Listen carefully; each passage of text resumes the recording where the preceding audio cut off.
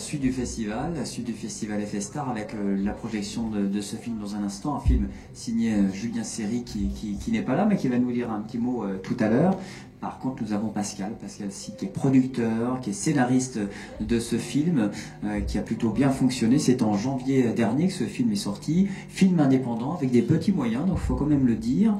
Julien est en Thaïlande, il est en vacances, et on aura quelques images tout à l'heure. Il nous fera un petit coucou pour le festival FS-Star, premier festival des effets spéciaux quand même à Montpellier, même en France. Et donc lui, il a pas mal bossé aussi sur des pubs, sur des courts-métrages, sur Scorpion. Il a notamment dirigé aussi, s'est occupé de Yamakasi, les 2 premiers épisodes.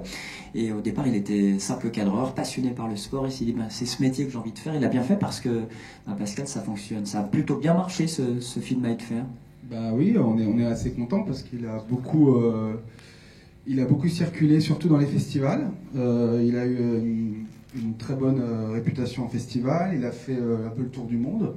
On a fait de l'Asie aux États-Unis, en Europe. On a gagné un prix à Denver. Donc c'est un film qui est assez atypique de sa manière de fabriquer, puisque c'est un film qui a été fait complètement en indépendant. On n'a aucune aide de personne, si ce n'est des amis et des contributeurs internet comme Ulule, par exemple, qui ont contribué. C'est un site internet participatif, voilà, qui permet de faire de la coproduction en préachetant des places de cinéma ou un Blu-ray ou un t-shirt, voilà, en fonction des contreparties. Donc ça nous a aidé à financer le film, mais on a financé le film en grande partie tous ensemble. On est 12 coproducteurs.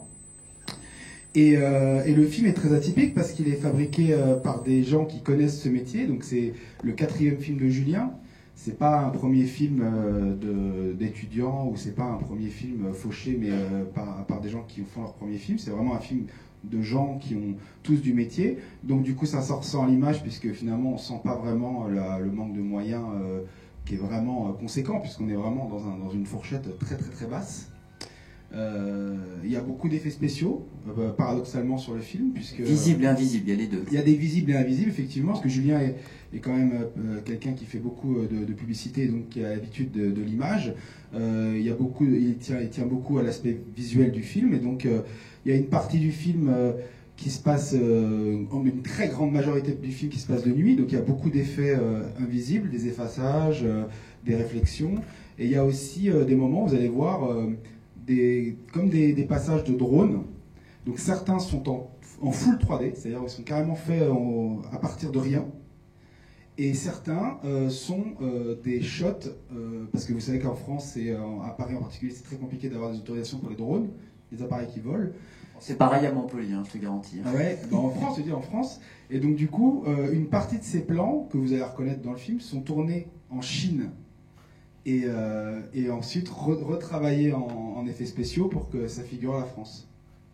Vous étiez combien bossé sur ce film au final? Petit budget, joli succès. Globalement, il y a plus de monde qui travaille en post-production que sur le film lui-même. On a eu, sur les grandes journées de tournage, on avait 50 personnes environ sur le plateau, ce qui est beaucoup. Ce qui est peut-être même trop pour un film. Ça fait beaucoup de copains. Ouais, mais non, mais il y a des gens aussi qui travaillaient, qui étaient là vraiment pour le travail. Et puis en post-production, ensuite, il y a eu beaucoup de gens pour le son, pour l'image aussi, puisqu'il y avait un studio qui s'appelle Riposte qui a travaillé sur l'image, en effets spéciaux, en étalonnage. Ça a pris beaucoup de temps. Et à la fin du film, je ne dévoile pas mais il y a quelque chose de très visuel qui est un twist et que vous allez voir et qui est quand même une grosse prouesse technique. Et pareil, il y a eu de grands techniciens qui ont travaillé sur cette séquence. Donc vous verrez à la fin du film. C'est un retournement assez fort. Et c'est assez rare de voir ça dans des films, de ce type, puisque c'est des films qui sont très bas budget. Je veux dire, on est en dessous d'1 million d'euros, très en dessous d'1 million d'euros. Ce qui n'est pas beaucoup pour un film. Hein, non, pas du tout. Surtout pour ce type de film, il y a un peu d'action, un peu de... Voilà, c'est pas simple. Surtout de nuit en plus, c'est pas simple. On peut dire que c'est un petit blockbuster à la française ou pas? Non, on peut pas dire ça. Non, je suis trop gentil. Le blockbuster est prévu pour être vu par un grand nombre de personnes et c'est une machine financière, alors que nous, c'est plus une déclaration d'amour au cinéma, c'est de la passion, c'est une envie de faire des films coûte que coûte, et c'est aussi une envie de liberté, voilà, de liberté, d'indépendance, de dire voilà, on veut faire ce film, on le fait, et on se demande pas comment, on le fait. Voilà. Et puis l'indépendance, hein, comme quoi ça fonctionne encore. Parce qu'on dit souvent les films indépendants, c'est fini, c'est plus possible. C'est possible, mais ça demande un grand engagement personnel, financier, et aussi avoir des gens compétents, des gens qui ont de la bouteille, parce que c'est pas un cadeau de donner ce genre de film à quelqu'un qui a fait trop peu de choses. C'est pas un cadeau, même c'est même un cadeau empoisonné, parce que partir en premier long métrage avec un film comme ça, c'est aller dans le mur, à part si on a un génie ultime, mais par définition, il n'y en a pas. Il n'y en a pas tous les coins de rue, quoi. Est-ce que tu as bien dormi parce que tu es producteur? Non, mais j'ai bien dormi parce que j'ai confiance en Julien, parce qu'on était tout le temps là, parce qu'on on a l'habitude de faire ce genre de tournage très énergique. Non, moi j'ai bien dormi, il n'y a pas de souci. Après, je pense que Julien a pas mal de fois eu des doutes, parce que c'était un film très compliqué. Et il était bien entouré par ses amis pour que ça se passe bien. Et du coup, ça s'en ressent. Le film a une vraie patte. Le film est singulier. On n'en voit pas tous les jours des comme ça. Il a fait le tour du monde. Il est distribué aujourd'hui à partir du 17 mai en Blu-ray, en DVD et à la télé par Universal Studios, qui est quand même un aveu de qualité. Hein, parce que comme quoi Voilà, comme quoi, oui, ça devient un blockbuster de vidéo. Non, mais c'est Universal, donc on est très content. On a un super logo.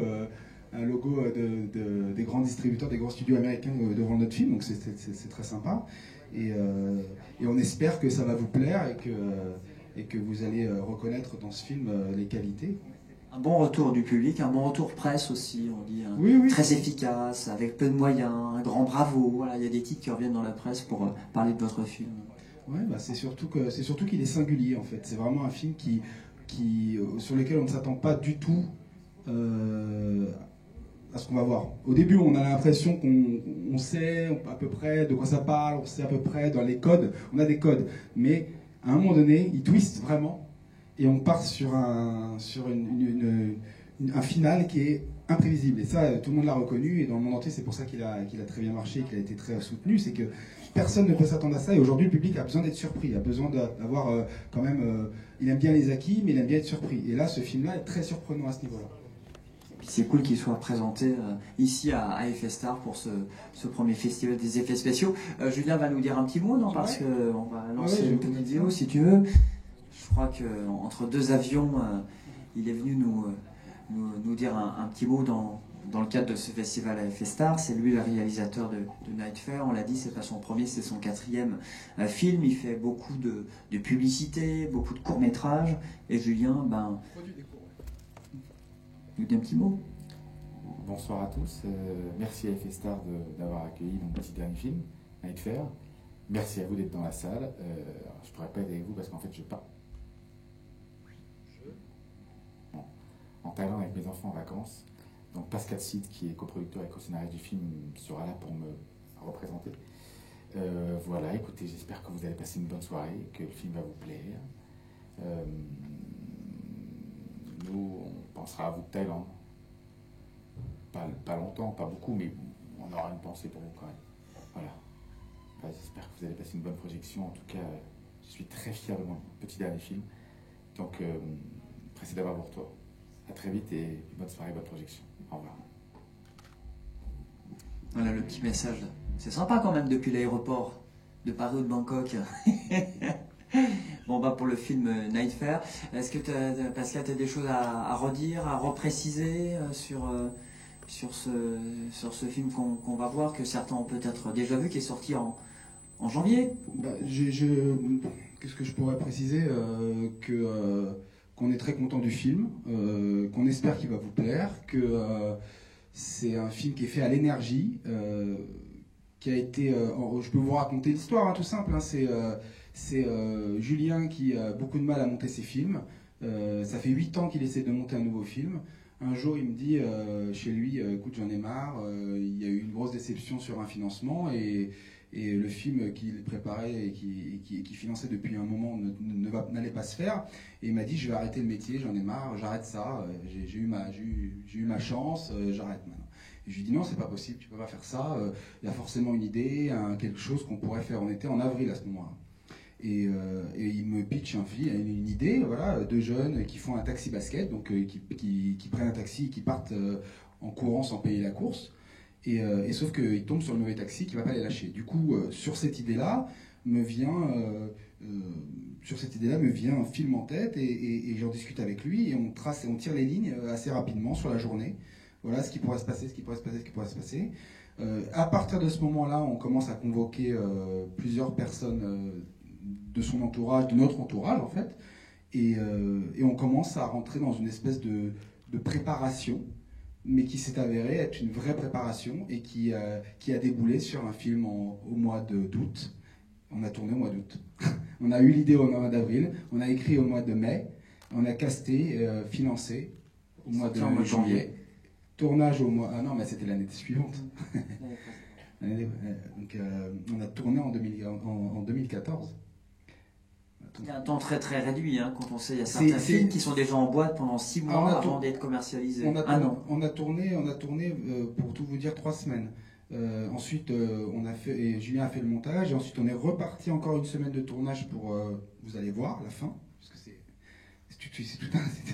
c'est toute une histoire cette fin. Et là-dessus, ensuite, on a fait la tournée des festivals tout en 2015. En 2015, on a fait tous les festivals, on a fait CJS, le Fright Fest, Lisbonne, Denver, New York. Où il y a eu le prix. Voilà, le prix. Il y a eu plein de festivals, la Suède, je sais même plus, il y a une vingtaine, quoi. Et puis après ces festivals, on arrivait en sortie normalement en novembre. Sauf que le jour de notre sortie, beaucoup de films s'y étaient mis et on nous assurait même pas 10 salles, France.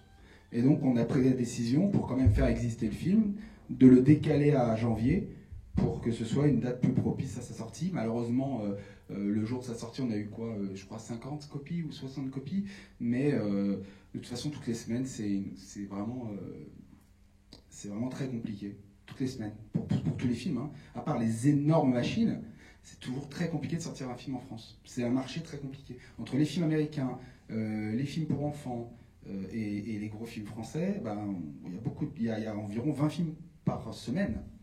Donc c'est difficile de faire sa place. Et surtout sur des petits films comme ça. Puis un film indépendant en plus. Film indépendant, film thriller, un peu, on appelle ça grossièrement le genre. Et c'est des films qui sont un peu boudés par le public, boudés donc par ricochet par les exploitants. Et donc qui ne bénéficient pas d'une promotion suffisante pour exister. Et surtout, ils ont rarement des gros castings. Donc voilà, tout ça, ça a été des embûches inhérentes à tous les films, mais en tout cas au nôtre en particulier, puisqu'on était vraiment dans un financement très restreint. Parce qu'il faut savoir que pour sortir un film, il faut entre 500 et 3 ou 4 millions d'euros, vraiment, pour bien sortir. Nous, on n'a même pas ça pour fabriquer le film. Donc voilà, c'est déjà une prouesse qu'il a été dans les salles, c'est une prouesse qui sorte en Blu-ray chez Universal, et on espère pouvoir renouveler l'expérience, et on a déjà plusieurs idées pour des futurs films. C'est un joli message pour le monde du ciné, pour les collègues aussi, en disant comme quoi on est capable. On balance tout de suite le film Night Fair. On y va ?